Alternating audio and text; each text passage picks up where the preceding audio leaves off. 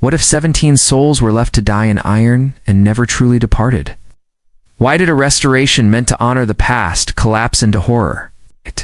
Why do people still swear the earth itself murmurs? And what exactly is sealed under the failing? Stones of a forgotten Georgia plantation? This is not folklore. This is Lockridge. Some chains, it turns out, were forged to outlast time.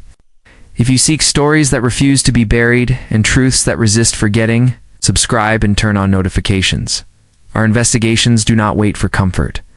There is a strip of two-lane road in rural Georgia where the trees crowd in so tight. They knit a tunnel, their contorted limbs like ribs around a throat. Travelers notice the hush for suppressor against the eardrums. An odd compression of sound before they notice the leftward track that is not on any map.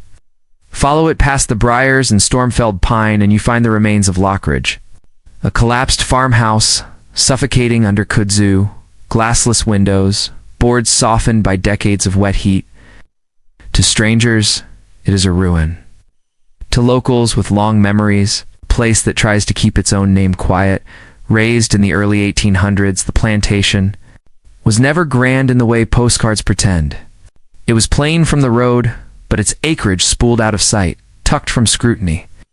The man behind it, Elias Lockridge, was not a courthouse name or a dinner guest. He was a dealer. Not of crops, but of bodies to raise them. Documents that remain are scattered and cautious. But the auction slips that survived list ages alongside annotations that read like sentences, non-compliant. Chain, isolate. Behind a hidden seam in the cellar's brick, down a tight stair cut into raw clay, sat a chamber. Not a storeroom, not a cell. A cavity gouged from Georgia's red earth, low and lightless, wet with the breath of people who knew no daylight down there. Oral histories held by families in the county, echoed by a handful of papers that escaped a furnace somewhere, say that 17 people were fastened to those walls, not to break them, to abandon them. By 1863, with Union columns creeping closer, and emancipation no longer a rumor, Elias fled. Ledgers, coin, a revolver. That was what he carried. He did not unfasten the manacles. He did not return. In that place beneath the house, 17 were left to silence that could not be measured. It took until 1891 for heirs to punch through the cellar wall. Hunting signatures and salvage what they found shouldn't be possible. Iron still bit. Stone, bones clung where wrists once strained. Clay was dark as if fire had licked it, and yet nothing showed signs of disturbance. No scratch of rat, no insect track, no gnaw. The chains gleamed in the lantern light, as if polished by invisible hands. A single report was filed with the sheriff. It evaporated from county shelves soon after. The family sealed the break, decamped for Savannah, and called the land spoiled. The telling grew from their lantern glimmers where no one stands. Children who wake to the rattle of lynx, fields that swallow the voice of birds. But the detail that hooks into every version is what never shifted. The iron. Still there? Still set? Waiting, as if what they had held had learned to remain. The name Lockridge slipped back into the undergrowth until 1947. When a local historian, Edgar Mallory, hunting Civil War reparsos in Wilkes County, thumbed through a battered family Bible at an auction in Savannah. Inside, a name he didn't recognize, Samuel Dress scrawled along margins and, tucked in a flap, a small ledger bound with a rotten leather thong. The pages were spotted and fragile, but legible enough to wound. Dress was not an owner. He was a functional hired enforcer, tasked with breaking people down on Lockridge's orders. His entries are stripped of humanity. Days marked not by weather or harvest, but by punishments administered and evasions snuffed. He rarely writes names. What matters in his hand is obedience and the apparatus built to extract it. By spring 1862, he begins isolating a subset of 17, the dissenters. He writes, housed in lower containment, a phrase that matches the chamber's measures later recorded. He records deprivation like inventory. Light denied, speech denied, sleep denied. No acknowledgement, one line reads. Shh, no response. Then his writing phrase. Days drop, letters tilt. He hears whispers in stone, but he notes chains. Without movement, On September 12th, he records, "They no longer speak to me, but I hear them every night. They are in the walls." The final line, he drives into the paper so hard, the fibers tear. "They do not forget me. They do not sleep." Samuel Dress vanishes from the record after late 1862. No grave, no registry. He scrawled in the implication that perhaps he never left Lockridge in any way that mattered. Mallory tracked a surviving Lockridge. Margaret, in upstate New York, a widow, with a quiet house and curtains always drawn. When he said the word ledger, the color left her face. She ended the visit with a single sentence Mallory wrote down later, hands still shaking. "If you found it, you've already heard them too." His article landed in a tiny regional journal and sank without ripples, but the land did not. Curiosity. Seekers and scholars went looking. Some came back wry and unwilling to explain. A few didn't come back. One thing, always, the number. 17 figures in a sketch.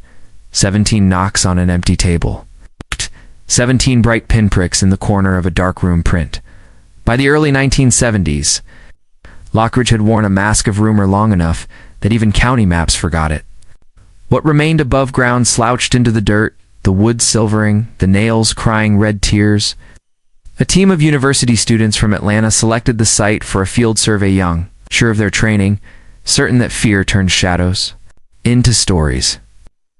Their leader, Charles Wexley, later wrote that the quiet leaned toward us like it had a body. They pitched tents near the house. First night, Linda Carr heard a low melody under her sleeping bag, as if a lullaby hummed up from clay. The others teased her until the second night recordings captured what their ears had only half registered, the scrape of iron on stone. A cadence like speech with no breath to lift it, the lightest kiss of metal meeting metal. On day 3, they breached the cellar seam. The chamber met them, unchanged. 17 rings. Stains. A pressurized stillness that made the skin prickle. New as the writing. Fresh grooves, scoring the clay and looping signs. One student, Sarah Elkins, thought of Adinkra West African symbols of mourning and memory, though these marks were not old. The scratches were wet with clay. Panic unthreaded them. Carr woke to her name, whispered directly into her ear. The sound damp, close. Wexley's fingers started to shake and did not stop. Elkins stared through the trees until sunrise, unblinking. They fled in daylight, leaving notebooks, reels, and a tripod half buried in root. Wexley never published their notes. All anyone has is the private audio he kept. In the last entry, his voice is small. "I thought they were dead. They aren't. They're awake, and they remember. 6 went in. Within 2 years, 3 broke under pressure no doctor could name. One vanished hiking there again in 1978. Search. Parties combed bramble and creek. The woods handed back nothing. Decades thinned the legend but did not erase it. Amateur hunters found only piles of softened timber and sinkholes moated with cattails. A handful caught peculiar EV pitha, his sandpop of static interrupted by syllables no one could place. A chant stitched with the clatter of metal teeth. Everyone carried out the same sensation, being watched from below then. In 2006, Lockridge returned to paper. Asher Heritage Holdings bought the tract at a silent auction with a glossy brochure's dream. Period restoration. Living museum, reenactors and guided tours and tasteful plaques. Money likes a story it can control. The land did not cooperate. Chainsaws. Started, then stalled. Lifts bucked without cause. Tools vanished, and later turned up a foot under packed soil. On days so hot the air itself shimmered, workers walked into sudden cold. Lights quelled the whispers until the switch flicked, and the murmurs resumed mid-word. When the crew located the sealed entry and breached it, they stepped into a chamber preserved like an accusation. Iron remained.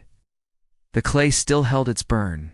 Soil cores came back with cellular traces embedded in the red heat signatures, without heat sources. The symbols had deepened into gouges, as if something had been carving outward for years. In one place, fingernail furrows spelled a warning in English, "Do not open." You still see men began to walk off the job without collecting tools. A foreman, Richard Hale, woke with blistered bands circling both wrists, perfect iron widths, unaccounted for. Another, Jorge Alvarez, collapsed and later insisted the floor had taken hold of his ankles and pulled.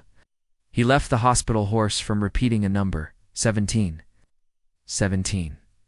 Asher pushed forward. On July 18, 2 workers were found dead in the chamber, one suspended. One bled out without an instrument anyone could identify. Each left a note. We woke them. We were not meant to see. And on a scrap smeared with clay, they want to be remembered, not displayed. The outcry was immediate. Descendants, pastors, activists, historians shut it down. A paranormal group called it a spiritual crime scene. Under lawsuits, press, and the attrition of terror, Asher folded the project. The gate rusted shut again. Locals posted handmade signs that said keep out and meant stay alive. Still the place leaked into people's days. Hikers lost hours like coins through a torn pocket. Trail cams caught figures where nothing stood. Wind across the field carried a mistaken sound to porches a mile away there, soft tick of chain along chain. A drone team in 2018 mapped heat signatures for a land survey and captured, for one folded second, a line of 17 bright shapes beneath the crust of Earth. The image crawled through forums and was laughed off. Those who laughed tended not to sleep as easily afterward. Now, Lockridge keeps its distance. The fence leans, the field goes feral. Corporate paperwork, knotted by dissolution and bankruptcy, makes the deed as hazy as a mirage. But what's truer than filings is the quiet agreement to leave it undisturbed. Ask a grocer about the property and he'll ring you up in silence. Ask an elder and she'll tell you to keep your flashlight pointed at your own feet and to be home before the last light leaves the pines. Don't walk that way after dark, she'll say. Do not like the white cone of attention. Neighbors complain of cattle balking at empty pasture lines, of hawks tracing circles around one blank square of sky, of dogs staring at corners as if someone had just raised a hand. Dispatch logs hold the occasional call from a scared child reporting people in the field. Deputies arrive to nothing but grass, combed by wind. An account, it's always a count, that reaches 17 before the caller hangs up.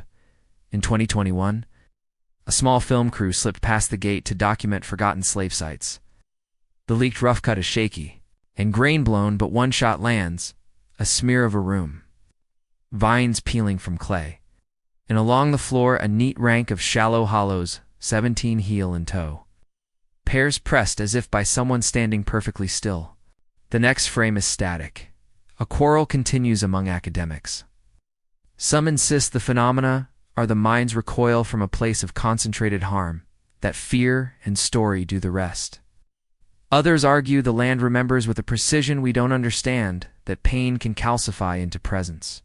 Among community elders, there is less argument and more certainty.